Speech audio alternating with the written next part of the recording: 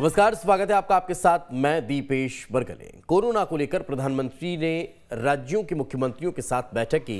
PM ने महंगाई पर भी अब गैर बीजेपी शासित राज्यों पर कहीं न कहीं एक बम फोड़ा तो छत्तीसगढ़ की सियासत गर्मा गई है।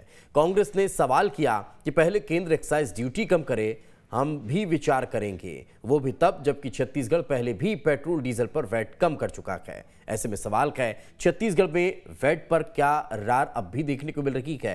पीएम के बयान के आखिर मायने क्या है? छत्तीसगढ़ में भी क्या टैक्स घटेगा? ऐसे बहुतेरे सवाल हैं जिनके जवाब तलाशेंगे। पहली रिपोर्ट देखिए।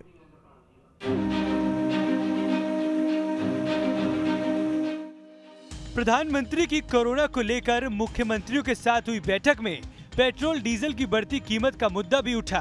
प्रधानमंत्री ने पेट्रोल डीजल के बढ़ते दामों पर बात की। कोविड संकट पर मुख्यमंत्रियों से बात करते हुए विपक्षी मुख्यमंत्रियों पर महंगाई का बम फोड़ दिया। उन्होंने कहा, पिछले साल नवंबर में केंद्र सरकार ने पेट्रोल डीजल पर एक्साइज ड्यूटी घटाई थी और राज्य से वैट कम करने को कहा था, लेकिन कई राज्यों ने ऐसा नहीं किया। मैं किसी की आलोचना नहीं कर रहा हूं, बल्कि आपके राज्य के लोगों की भलाई के लिए प्रार्थना कर रहा हूं। केंद्र सरकार ने एक्साइज ड्यूटी में कमी की थी, पिछले नवंबर महीने में कम की थी। केंद्र सरकार ने राज्यों से भी आग्रह किया था कि वो अपने यहां टैक्स कम करे और ये बेनिफिट नागरिकों को ट्रांसफर करे। इसके बाद कुछ राज्यों ने तो भारत सरकार की इस भावना के अनुरूप यहां टैक्स कम कर दिया, लेकिन कुछ राज्यों द्वारा अपने राज्य के लोगों को इसका कोई लाभ नहीं दिया गया। इस वजह से पेट्रोल डीजल की कीमतें इन राज्यों में अब भी दूसरों के मुकाबले कहीं ज्यादा है। पीएम की अपील के बाद सियासी पारा बढ़ गया है। कांग्रेस ने ट्वीट कर पीएम के बयान पर निशाना साधा है। कांग्रेस ने लिखा कि राज्य पर दबाव देने की जगह पीएम मोदी को ये बताना चाहिए कि पिछले साल नवंबर में एक्साइज ड्यूटी हटाने के बाद भी पेट्रोल डीजल पर कांग्रेस सरकार के मुकाबले कई गुना ज्यादा एक्साइज ड्यूटी क्यों वसूली जा रही है।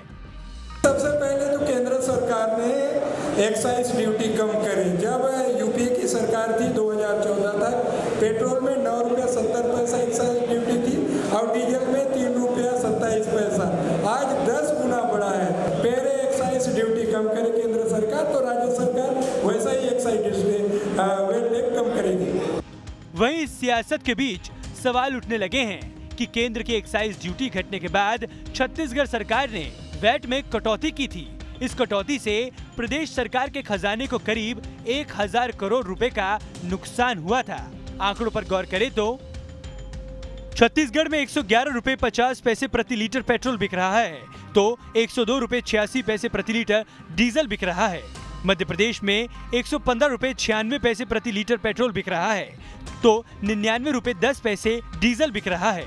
महाराष्ट्र में 120 रुपए 51 पैसे प्रति लीटर पेट्रोल बिक रहा है तो 104 रुपए 75 पैसे प्रति लीटर डीजल बिक रहा है। झारखंड में पेट्रोल 108 रुपए 71 पैसे प्रति लीटर बिक रहा है तो 102 रुपए 36 पैसे प्रति लीटर डीजल बिक रहा है। तेलंगाना में पेट्रोल 119 रुपए 49 पैसे प्रति लीटर है तो 105 रुपए 49 पैसे प्रति लीटर डीजल बिक रहा है। उड़ीसा में 112 रुपए 50 पैसे प्रति लीटर पेट्रोल बिक रहा है तो 102 रुपए 24 पैसे प्रति लीटर डीजल बिक रहा है। उत्तर प्रदेश में पेट्रोल 105 रुपए 33 पैसे प्रति लीटर बिक रहा है तो 96 रुपए 71 पैसे प्रति लीटर डीजल बिक रहा है। ऐसे में सवाल उठता है कि क्या छत्तीसगढ़ सरकार पीएम की अपील पर एक बार फिर वैट की कटौती करेगी, वो भी तब जब वर्तमान वक्त में छत्तीसगढ़ में पेट्रोल डीजल के दाम पड़ोसी राज्यों से काफी कम हैं। पहले से करीब 1000 करोड़ का नुकसान झेल रही एक और कटौती कर इस नुकसान की भरपाई के लिए तैयार है। साथ ही ये भी सवाल उठता है कि वैट में पहले से कटौती कर चुकी प्रदेश सरकार के फैसले के बाद ये सियासी बवाल क्यों उठ रहा है। Team news state. तो चलिए आज इसी मसले को समझेंगे। प्रोफेसर अखिल स्वामी जी हमारे साथ जुड़ चुके हैं, अर्थशास्त्री हैं। सर बहुत बहुत स्वागत आपका। श्रीचंद सुंदरानी जी हमारे साथ हैं, बीजेपी के वरिष्ठ नेता हैं। सुंदरानी जी आपका बहुत बहुत स्वागत है। और धनंजय सिंह ठाकुर जी हमारे साथ हैं, कांग्रेस के प्रवक्ता हैं। धनंजय जी आपका भी बहुत बहुत स्वागत है। शुरुआत धनंजय जी आज आप ही से करते हैं। देश के प्रधानमंत्री एक बार फिर अपील कर रहे हैं कि छत्तीसगढ़ वासियों को भी आपको राहत देनी चाहिए, क्या फिर से विचार करेंगे? हालांकि एक बार तो आप लोग कर चुके हैं। देखिए दीपेश जी, देश के प्रधानमंत्री जी हैं, निश्चित तौर पर उनका पूरा सम्मान है। सवाल ये उठता है कि उन्होंने महंगाई को स्वीकार तो किया, जो अब तक महंगाई को स्वीकार नहीं कर रहे। इसमें सबसे बड़ी बात तो ये देखना होगा इस महंगाई का मूल कारण क्या है। आप देखेंगे बीते 3 साल का अगर हम रिकॉर्ड निकालते हैं तो मैं समझता हूँ छत्तीसगढ़ ही नहीं, कोई भी राज्य सरकार ने अपने यहाँ लगने वाले पेट्रोल डीजल के रेट में बढ़ोतरी नहीं किया है। अगर पेट्रोल डीजल में कोई चीज बढ़ा है तो एक्साइज ड्यूटी बढ़ा हुआ है, क्योंकि जो पूर्व सरकार के दौरान जो पेट्रोल पर 9 रुपए 20 पैसे के आसपास जो एक्साइज ड्यूटी लगते थे, उसको बढ़ाकर मोदी जी की सरकार ने लगभग 32 रुपए के आसपास किया है। डीजल में जो 3 रुपए 46 पैसे के आसपास जो एक्साइज ड्यूटी लगते थे, उसको बढ़ाकर 32 रुपए के आसपास किए।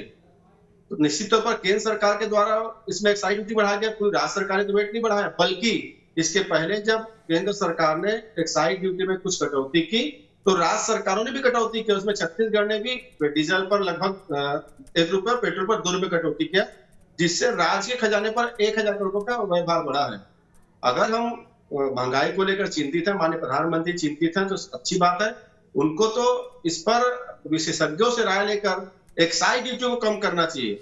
जो मनमोहन के सरकार के दौरान जो एक्साइज ड्यूटी था उसको खत्म करना चाहिए, जिससे पूरे देश को लाभ होगा। और जब एक्साइज ड्यूटी में कटौती होगी तो ऑटोमेटिक जो राज्य सरकारों का वेट है उसमें भी घट जाते हैं। इसका लाभ तो जनता को मिलेगा ना। तो अपनी जिम्मेदारियों का निर्वहन करने के बजाय अगर राज्यों पर थोप दिया जाएगा, ये तो मैं समझता हूँ देश की जनता के लिए एक बहुत ही गंदा मैसेज गया हुआ है। नहीं तो आप अगर एक्साइज ड्यूटी कम करने का जिक्र कर रहे हैं धनंजय जी, जिसका लगभग 42% तो राज्यों को ही मिलता है, तो फिर नुकसान तो आप ही लोगों का है फिर से। नहीं, इसमें भी आपकी बात एकदम क्लियर कर देना चाहता हूँ। कहने को तो 42% मिलता है। अगर एक्साइज ड्यूटी पे 100% कलेक्शन जो आता है उसमें 58% का हिस्सेदारी भारत सरकार का होता है और 42% में तमाम राज्य होते हैं, जिसमें वहाँ की जनसंख्या के आधार पर उसमें बंटवारा होता है। तो किसी राज्य को 1.5% मिलता है, किसी राज्य को 2% मिलता है। तो कहीं ना कहीं तो एक्साइज ड्यूटी का पूरा जो लाभ है केंद्र सरकार को जाता है और एक्साइज ड्यूटी का पूरा नुकसान जनता को जाता है। तो वैट का भी तो पूरा जो लाभ है वो राज्य सरकार को मिलता है। तो अगर वैट कम करेंगे तो शायद जनता को थोड़ा बहुत फायदा हो जाए। हमने किया ना, अगर कोई भी राज्य सरकार इन 3 सालों में वेट बढ़ाए हुए तो कम करने का औचित्य बनता है। 3 साल में तो एक्साइज ड्यूटी बढ़ाए ना, वेट तो नहीं बढ़ाया किसी राज्य सरकार ने, बल्कि राज्य सरकारों ने अपने आपने तो 2019 में आते से बढ़ा दिया था ना सर 3%। ना हमारे वेट टैक्स नहीं बढ़ा, ये तो पूर्ववर्ती सरकार के दौरान लागू वेट था, वही टैक्स था, बल्कि हमने इसमें कटौती किया 1 रुपए और 2 रुपए। नहीं, वो तो अभी आपने नवंबर में किया है जी, हमने कोई वेट टैक्स नहीं बढ़ाया है। जी जी, खैर मैं लौट रहा हूं आपके पास। एक कमेंट सुंदरानी जी से ले लेते हैं। सुंदरानी जी, भारत के कई राज्य जहां पर भारतीय जनता पार्टी की सरकारें हैं, वहां जितना पेट्रोल डीजल महंगा है उससे तो छत्तीसगढ़ में बहुत सस्ता मिल रहा है। हाल ही में और प्रधानमंत्री जी ने इस बात का जिक्र भी किया कि अब कई राज्यों ने तो उसको माना भी। हमने जब अपील की थी, हमने जब टैक्स घटाया था तब कई राज्यों ने टैक्स घटाया था, छत्तीसगढ़ भी उसमें शामिल है। तो फिर तो वापस से अगर इस बात पर फोकस करें तो छत्तीसगढ़ तो कई बीजेपी शासित राज्यों से सस्ता पेट्रोल डीजल दे रहा है। देखिए दीपेश जी, आज मैं कांग्रेस प्रवक्ता को सुन रहा था और जब प्रधानमंत्री मोदी जी ने स्वयं 10 रुपए डीजल पे और 5 रुपए पेट्रोल पे एक्साइज ड्यूटी कम की, उसके बाद राज्यों को कहा कि आप अपना भी टैक्स कम करें, क्योंकि कहीं 25%, कहीं 28% और उसके अलावा सेस अलग। छत्तीसगढ़ में भी 25% के अलावा सेस लगता है और जो एक्साइज का पैसा आता है उसमें 42% की राशि राज्यों को मिलती है। अब वो कांग्रेस प्रवक्ता ऐसी व्याख्या कर रहे हैं कि 1-2% हमारे राज्य को मिलता है, जबकि वास्तविकता है कि 42% जो छत्तीसगढ़ से राजस्व जाता है केंद्र को, वो सारे के सारे में 42% छत्तीसगढ़ से मिले हुए राजस्व का हिस्सा मिलता है। और रहा सवाल, प्रधानमंत्री जी ने कहा है कि 25% और शेष यहाँ पे लगाया जा रहा है और अन्य राज्यों में भी। मैं ये नहीं बोल रहा कि उसमें उन्होंने सिर्फ छत्तीसगढ़ के लिए नहीं कहा, पूरे देश के लिए कहा और उन राज्यों के लिए कहा जिन्होंने पिछले दिनों प्रधानमंत्री जी की अपील को नजरअंदाज करके टैक्स की दरें कम नहीं की। छत्तीसगढ़ में भी आंशिक रूप से 1 रुपया और 2 रुपये, पेट्रोल पे 2 रुपये, डीजल पे 1 रुपया कम किया था। वो भी पड़ोसी राज्यों की समानता से लाने के लिए किया था। कोई बहुत बड़ा परिवर्तन यहाँ नहीं लाया। अभी भी 25% का टैक्स लगता है। और सर तब भी मध्य प्रदेश से 5 रुपए सस्ता मिल रहा है सर पेट्रोल छत्तीसगढ़ में। डीजल वहां सस्ता है मध्य प्रदेश में। डीजल क्योंकि किसानों के काम आता है, इसलिए कंसीडर उसमें ज्यादा करना चाहिए था छत्तीसगढ़ सरकार को भी, लेकिन नहीं किया। लेकिन आज देश की सामने जो महंगाई की स्थिति है, प्रधानमंत्री जी, अभी मैं कांग्रेस प्रवक्ता कह रहे थे कि प्रधानमंत्री जी ने चलो स्वीकार तो किया महंगाई, इस बात को कौन नकारेगा? महंगाई है तो है, महंगाई बढ़ी है तो बढ़ी है। यूक्रेन संकट, रशिया संकट के चलते जिस प्रकार से देश में महंगाई, अन्य राज्य तो पड़ोसी राज्य देश तो हमारे दिवालिया होने की कगार पे, चाहे पाकिस्तान की बात करें, श्रीलंका की बात करें, चाइना जैसे देश में आज भूखमरी की स्थिति कोरोना के कारण, मतलब आज का अखबारों का फ्रंट समाचार था। लेकिन आज भारत अगर मजबूती के साथ खड़ा है पूरे देश के सामने, तो कहीं ना कहीं मोदी जी की क्षमता के कारण खड़ा है। अगर प्रधानमंत्री जी अपील कर रहे हैं 2-4 रुपए 5 रुपए की राहत अगर दे देंगे, जहाँ 20-22 रुपए डीजल पे, 20-22 रुपए पेट्रोल पे राज्य सरकार टैक्स ले रहा है, अगर उसमें 5 रुपए की कटौती कर देंगे तो एक जनता के लिए राहत होगी। प्रधानमंत्री जी ने अपील की है और राहत कहीं पे नहीं तो राज्य भी अपील कर रहे हैं सुंदरानी जी, छत्तीसगढ़ राज्य भी अपील कर रहा है और देश भर में कांग्रेस अपील कर रही है कि एक्साइज ड्यूटी कम और कर देनी चाहिए, डायरेक्ट लाभ हो जाएगा जनता को। तो उस पर भी क्या बात मानी जाएगी? 10 रुपए डीजल पे एक्साइज ड्यूटी कम की गई पिछले दिनों, 5 रुपए और कम की गई पेट्रोल पे। तो और केंद्र भी इस मामले में चिंतित है और केंद्र के सामने आप देखिए कोरोना महामारी में 2 साल तक जिस प्रकार से केंद्र ने पूरे देश को संभाला है, राज्य सरकारों पे बोझ नहीं आने दिया। सारा का सारा खर्च जो भी हुआ कोरोना महामारी से लड़ने के लिए केंद्र सरकार ने किया है। आज अगर भारत मजबूती के साथ मजबूत अर्थव्यवस्था के साथ खड़ा है तो निश्चित रूप से प्रधानमंत्री जी की योजनाओं के कारण। ठीक है, योजनाओं की आप तारीफ कर रहे हैं, मैं लौटूंगा और कई मसलों को मैं आ रहा हूं। धनंजय जी, ये कमेंट हम अब स्वामी सर से भी ले लेते हैं, फिर लौट रहा हूं आपके पास। प्रोफेसर अखिल स्वामी, एक सवाल यहां पर ये खड़ा हो रहा है, हमने अब चाहे कोरोना की महामारी के बाद देखा हो, खाड़ी देशों की अब या ये कह लीजिए वादा खिलाफी या फिर ये कह लीजिए कि उनकी एक अलग नीति की वजह से जो परिस्थितियां पूरी दुनिया में निर्मित हुई और अब हम युद्ध की विभीषिका भी देख रहे हैं, उसकी वजह से भी कहीं ना कहीं असर पड़ा। जब पूरी दुनिया में पेट्रोल डीजल या फिर ये कह लीजिए कि तेल की कीमतों में 50% की बढ़ोतरी हुई और वहीं भारत में ये बढ़ोतरी लगभग 5 से 10% की हुई, तो इसका खास असर क्या नजर आता है? कैसे ये हो पाया जब दुनिया भर में पेट्रोल डीजल आग लगा रहा है, तब भारत में इतना सस्ता कैसे मिल पा रहा है? बहुत ज्यादा रेट कह नहीं, आप बनिस्बत दूसरे देशों के, तो ये कैसे संभव हो पा रहा है? चूंकि आप अर्थशास्त्री हैं, समझ रखे होंगे कि किस तरह की परिस्थितियां हैं, कैसे इसको कंट्रोल किया जा रहा है। नो डाउट अभी भी महंगा है हमारे हिसाब से, लेकिन दुनिया के लिहाज से भारत कहां पर है? देखिए, मैं 2-3 तरह से अपनी बात को रखने का प्रयास करूंगा।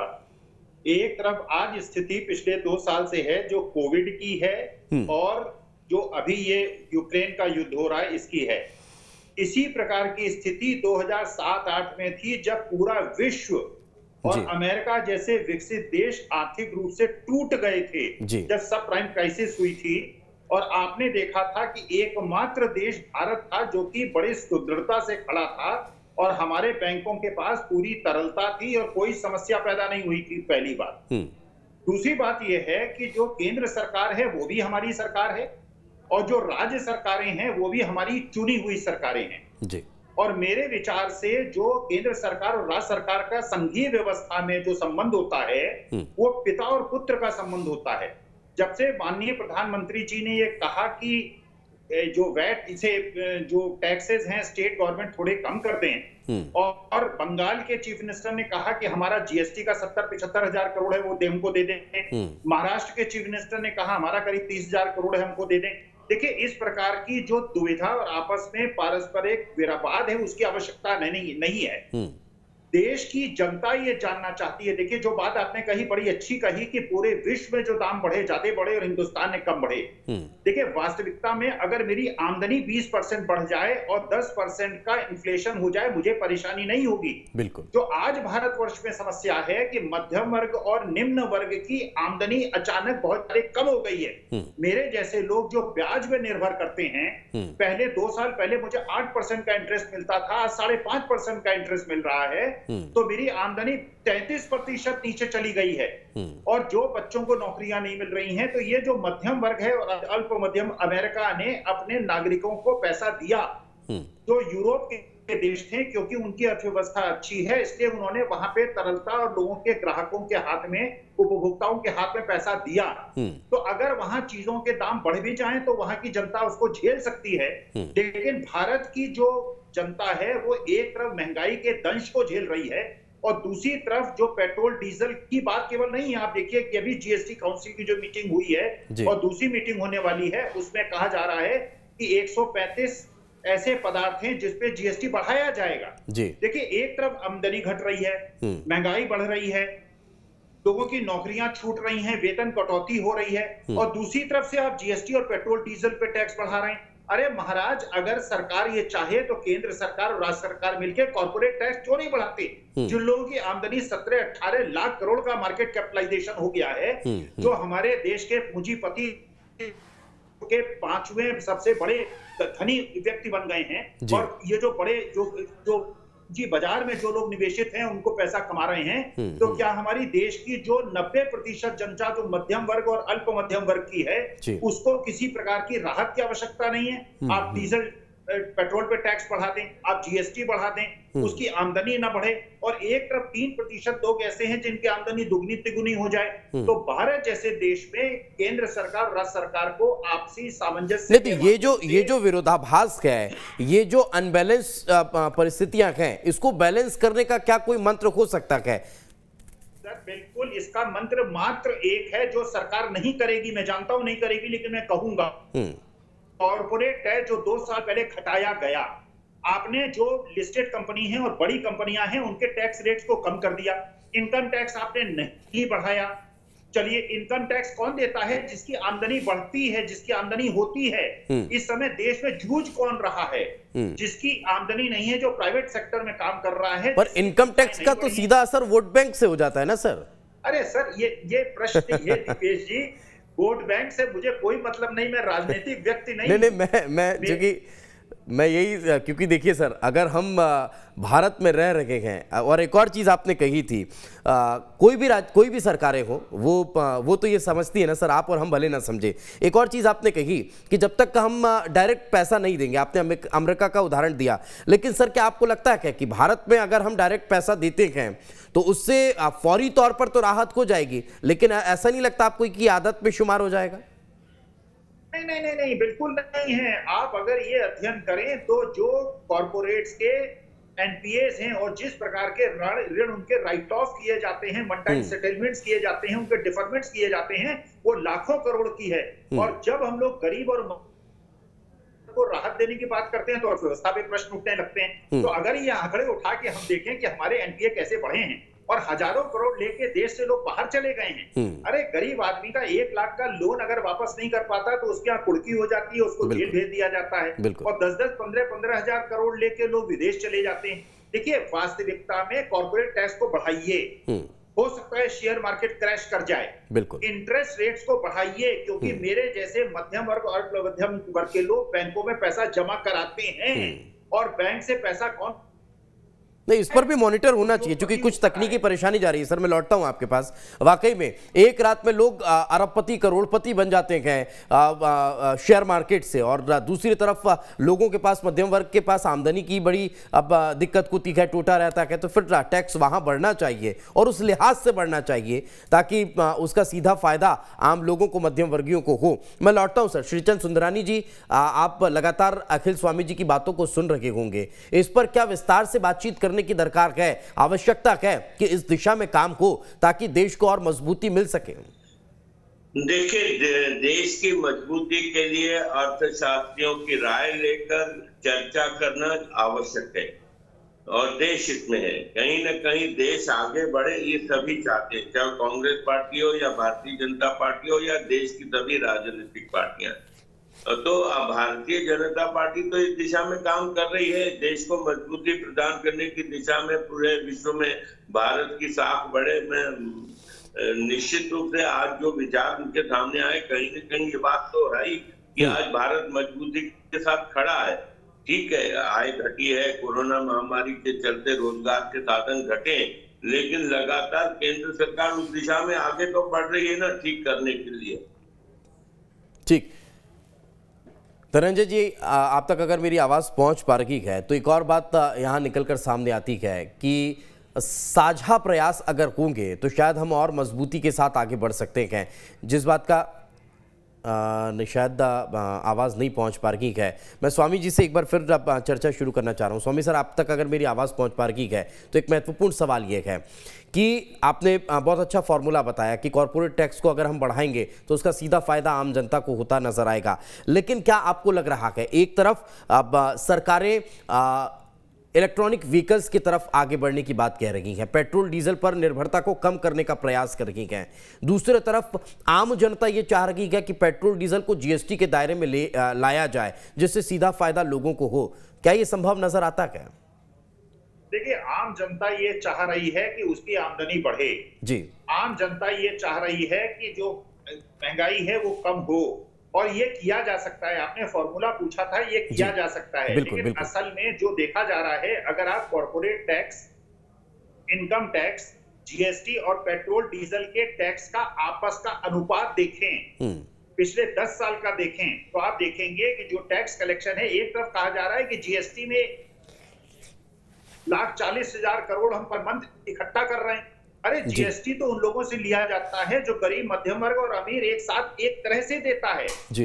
पेट्रोल डीजल पे टैक्स अमीर गरीब एक प्रकार से देते हैं, तो वहां पे तो आपके टैक्स कलेक्शन बढ़ते जा रहे हैं जी। आपके टैक्स कलेक्शन जो बढ़ रहे हैं कॉर्पोरेट टैक्स में, वो उन लोगों से बढ़ रहे हैं क्योंकि जो एमएसएमई है वो एक तरह से ठप हो गया है और सारा का सारा प्रॉफिट जो है ट्रांसफर हो गया है उन कंपनियों पे जो इक्विटी मार्केट में बेस्ड हैं, उनका मार्केट कैपिटलाइजेशन बढ़ता जा रहा है और केवल उन लोगों की आमदनी बढ़ रही है। सर, एक सवाल, एक जिज्ञासा यहाँ पर यह है, जो चिंता आपकी और हमारी इस वक्त है, क्या ये सरकार के साथ बैठे हुए अर्थशास्त्रियों की नहीं होगी? क्या ये तमाम चीजें जो आप सोच रहे हैं ये वहां बैठे लोग नहीं सोच रहे होंगे? देखिए, वास्तविकता में सोचने के दो तरीके हैं। एक सोचने का तरीका है जो महात्मा गांधी और पंडित दीनदयाल उपाध्याय ने कहा था कि जब हमारा देश, देखिए हमारा देश यूरोप और अमेरिका जैसा देश नहीं है। हमारे देश में अगर हमारे देश का गरीब और मध्यम वर्ग खुश होगा, अगर उसे प्रसन्नता मिलेगी तो इंडस्ट्री की ग्रोथ होगी। लेकिन एक दूसरी सोच ये है कि कॉर्पोरेट को टैक्स को कम करो जिससे हमें हिंदुस्तान आगे बढ़े, इंडस्ट्रियल प्रोडक्शन बढ़े और उसके बाद जो परकोलेट डाउन करेगा बेनिफिट, ये दूसरी सोच है। सोच का अंतर है। बिल्कुल, मेरा कहना ये है कि अगर आप भारत जैसे देश में अगर लोगों की आमदनी कम हो गई, भारत की शक्ति क्या है? भारत की शक्ति ये है कि हमारे यहाँ एक बड़ी मिडिल क्लास है और लोअर इनकम ग्रुप है जिसकी अपनी डिमांड बहुत ज्यादा है। अगर उसके हाथ में पैसा होगा तो वो डिमांड क्रिएट करेगा। सप्लाई साइड के जितने बिल्कुल यही सबसे मेन है और एक बड़ा फॉर्मूला है। उम्मीद है कि ये चीजें अब शासन तक पहुंचे ताकि व्यवस्थाओं को दुरुस्त करने में थोड़ी सहायता हो सके। वक्त चूंकि अब इससे ज़्यादा इजाज़त दे नहीं रहा है। बहुत बहुत शुक्रिया आप तीनों का हमारे साथ चर्चा में जुड़ने के लिए। धनंजय जी माफ़ी चाहेंगे, शायद कुछ तकनीकी दिक्कतों की वजह से आपसे जुड़ नहीं पाए। बहुत बहुत शुक्रिया। अब देखने वाली बात होगी कि इस पर कितना अमल हो पाता है। दीजिए इजाज़त, नमस्कार।